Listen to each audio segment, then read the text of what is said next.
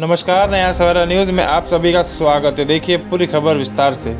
ठाणे के quorum mall में लोकमत द्वारा साहित्य ग्रंथ पुस्तकों का प्रदर्शन लगाया गया, जिसका उद्घाटन ज्येष्ठ कवि अशोक नायगांवकर, ज्येष्ठ गजलकार भीमराव पांचाले, ज्येष्ठ कवि प्रवीण दवने, अभिनेता संदीप पाठक इत्यादि मान्यवरों ने किया।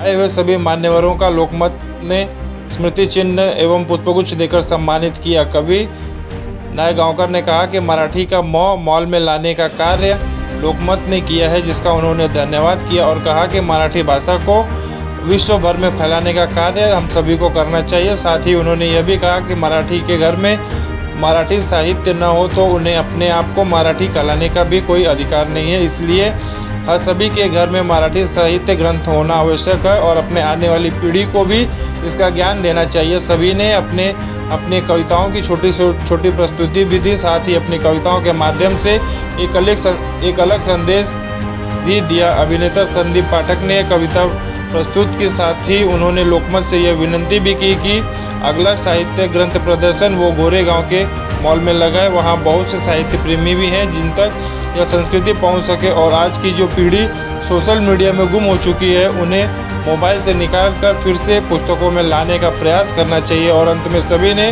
लोकमत के इस साहित्य ग्रंथ प्रदर्शन को ढेर सारी बधाई दी।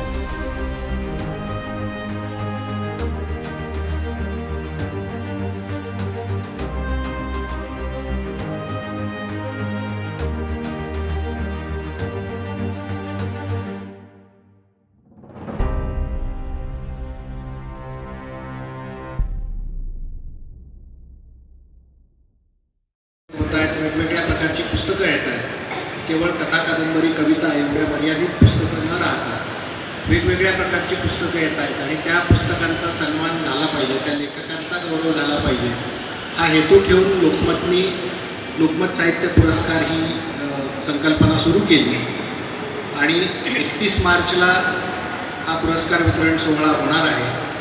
त्याच्या पूर्वसंध्येला म्हणून 3 दिवस आपण गेल्या वर्षीपासून पुस्तक प्रदर्शन सुरू केलं। आज या पुस्तक प्रदर्शनाच्या उद्घाटनाला आमच्या विनंतीला मान देऊन या ठिकाणी उपस्थित राहिलेले ज्येष्ठ कवी श्री अशोक नायगांवकरजी, ज्येष्ठ गझल गायक भीमराव पांचालेजी, ज्येष्ठ कवी श्री प्रवीण दवनेजी, माझे मित्र अभिनेते संदीप पाठकजी आणि ज्यांच्यामुळे हा समारंभ या ठिकाणी होऊ शकला असे कोरम मॉलचे आमचे मित्र, मी सगळ्यांचं मनापासून या ठिकाणी लोकमत परिवाराच्या वतीने स्वागत करतो। आपल्यामुळे या कार्यक्रमाला एक वेगळी उंची येईल याची मला नक्की खात्री आहे। ज्यावेळी पुस्तक प्रदर्शन करायचं समूहाचे मनापासून आभार मानतो, तसेच दरडा कुटुंबियांचे सुद्धा मनापासून आभार मानतो। त्याचं कारण असं आहे की एखादी संकल्पना डोक्यात आल्यानंतर त्याला ग्रीन सिग्नल हिरवा कंदील देण्याचं काम दरडा परिवार कुटुंब नेहमीच करत असतं। त्यामध्ये सखी मंचसारखे उपक्रम असतील ज्यामध्ये अनेक प्रकारचे संगीताचे कार्यक्रम, आम्ही अनेक नाटकांचे प्रयोग सखी महोत्सवामध्ये सखी मंचामध्ये केलेले आहेत। त्यामुळे लोकमत परिवार हा नेहमीच साहित्य कला यासाठी धडपडणारा समूह आहे आणि मी स्वतः मराठवाड्यातला असल्यामुळं माझं बालपण शालेय शिक्षण माजलगावला संपूर्ण झालं, कॉलेजचं शिक्षणसुद्धा, आणि मी लहानाचा मोठा लोकमत वर्तमानपत्र वाचत लहानाचा मोठा झालेलो आहे। कवितेचे नाव आहे इंद्रजित भालेराव कवी। काट्या कुट्याचा तुडवीत रस्ता अन गावाकडं चल माझ्या दोस्ता, काट्या कुट्याचा तुडवीत रस्ता गावाकडं चल माझ्या दोस्ता। बरं मी गायक नाही त्याच्यामुळे थोडंसं ॲडजस्ट करा, नाही तर नंबर डिलीट करतात माझा। आता सगळं गावाकडचं वातावरण आहे। कशी उन्हात तळतात माणसं, कशी उन्हात तळतात माणसं। गावाकडं सनस्क्रीन नाही, काही नाही, टॅन होण्याचा प्रश्नच नाही। कशी उन्हात तळतात माणसं, कशी मातीत मळतात माणसं, कशी खातात जीवाला खसता गावाकडे चल माझ्या दोस्ता. काळ्या बापाचं हिरवं रान, काळ्या बापाचं हिरवं रान, काळ्या माईनं पिकवलं सोनं, काळ्या माईनं पिकवलं सोनं. त्यांच्या घामाचा भाव लय सस्ता गावाकडे चल माझ्या दोस्ता. इथं याचा खच अगदी खरं वाटत राहायचं, खच अगदी खरं वाटत राहायचं आणि थुई थुई नाचत यायचा मोरासारखा, थुई थुई नाचत यायचा मोरासारखा. पला परते परते पला परते परते म्हणत पारंबीवर झुलत राहावंसं वाटायचं, झुलत राहावंसं वाटायचं. आणि दव पसरून जायचा दव पहाटेवर, दव पसरून जायचा दव पहाटेवर. गची तर गंमतच वाटायची, गची तर गंमतच वाटायची. फला असायचा फावला वेळ, फला असायचा फावला वेळ. लवकर ये म्हणायचा वेलीच्या वेलांटीतून, लवकर ये म्हणायचा. आणि हळवार पावलांनी यायचा हलत डुलत, यायचा हलत डुलत.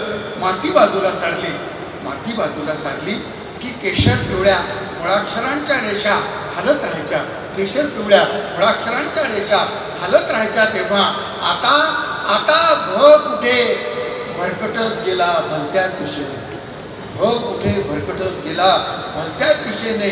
अला आत ये बस म्हणावंसं वाटत नाही, अला सकाळी सकाळी टाकून येतात तुम्हाला सांगतो.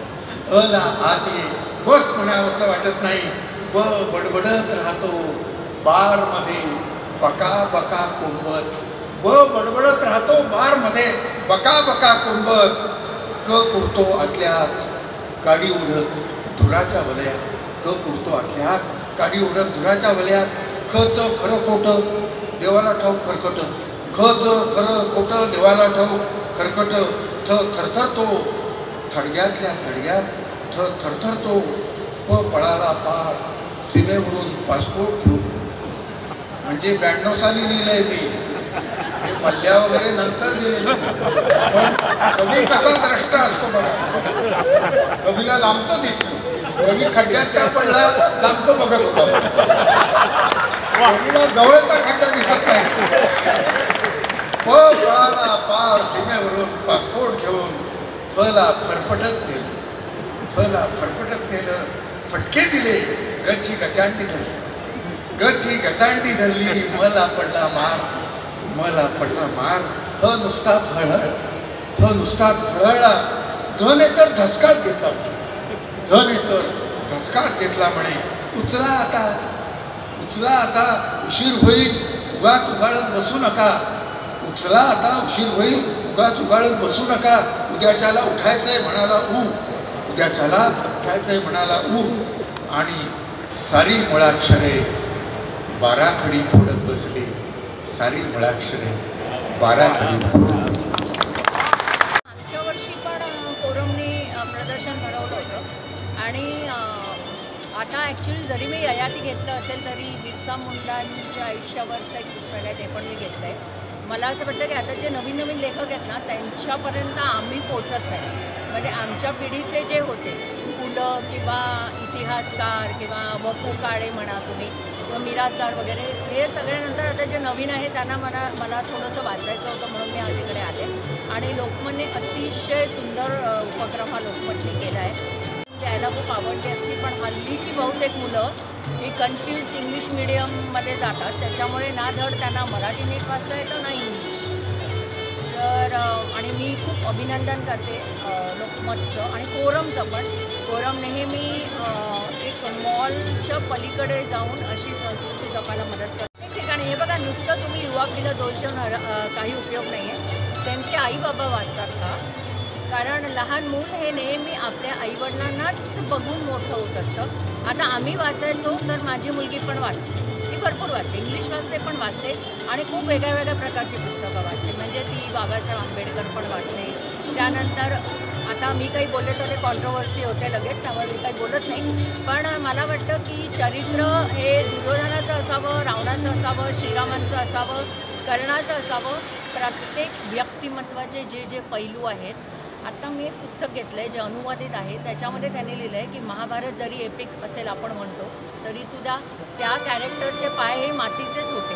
ती जी लोकं होती ते खरं खोटं काय मला माहीत नाही, तर मला तेही वाचायचं आहे म्हणून मी तेही पुस्तक घेतलं आहे. आणि नवीन पिढीला बोलून आम्ही तर नेहमी आमच्या प्रत्येक भाषणामध्ये आम्ही आईवडिलांना सांगतो की तुम्ही त्यांच्या नेटपॅकवर खर्च करण्यापेक्षा पुस्तकांवर खर्च करा. कपडे लत्ते खाणं पिणं हे आयुष्यामध्ये होत असतं, पण शारीरिक वाढीबरोबर माणसाची सांस्कृतिक आणि मानसिक वाढ जर नीट झाली तर आज जे समाजामध्ये जे काही अराजक माजलं आहे ना, मला वाटतं ते थोडं कमी व्हायला मदत होईल.